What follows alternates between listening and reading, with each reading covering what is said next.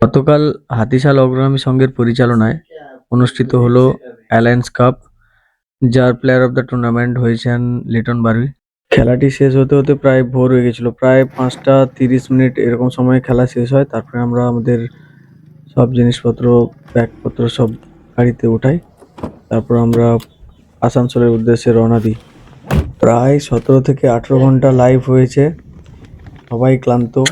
খেলাটা শুরু হয়েছিল 11টা 30-এর দিকে এবং শেষ হলো প্রায় 5:30টার দিকে। আমাদের মধ্যে কিছুজন যাবে এই মুহূর্তে ট্রেনে করে পূর্ণিয়া অর্থাৎ বিহারে, আর আমরা এখন যাব আসানসোল এবং তারপর আসানসোল থেকে আমরা যাব প্রায় 6 থেকে 7 ঘন্টার পর আমরা আসানসোলে পৌঁছাবো। আমাদের রুম, আমরা এখন রেস্ট করছি, একটু পরেই আমরা বেরোবো।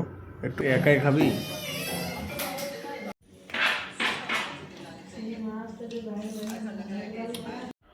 প্রেম, এখান থেকে কত টাইম লাগবে বিহার যেতে? এখন আমাদের এখান থেকে যেতে 6 ঘন্টা।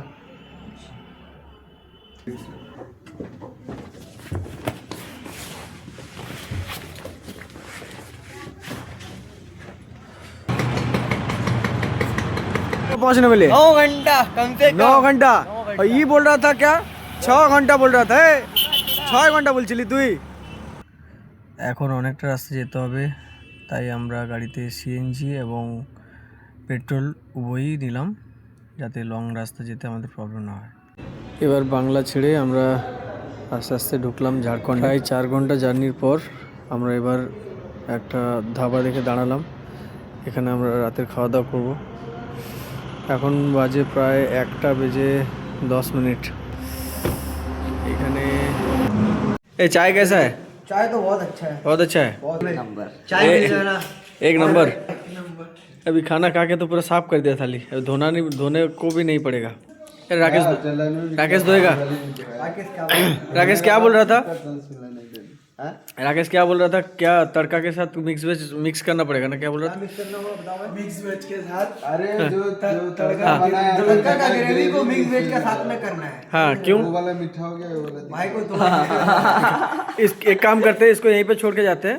पिछले बार जब आएंगे इसके हाथों पे खाना खाएंगे, ठीक है? বাংলা ছেড়ে যখন আমরা ঝাড়খণ্ডে প্রবেশ করি, তো এদিকে ঠান্ডার পরিমাণ অনেকটা বেশি, আর এই ঠান্ডায় চা ছাড়া জমে না। আর গাড়িতে এভাবেই রাতটা কেটে গেল এবং সকালে যখন উঠে দেখি গোটা ঘন কুয়াশায় ভরা। তারপর আমরা আমাদের গন্তব্যে পৌঁছাই। ভালো লাগলে পেজটিকে ফলো করুন এবং ইউটিউবে গিয়ে সাবস্ক্রাইব করুন।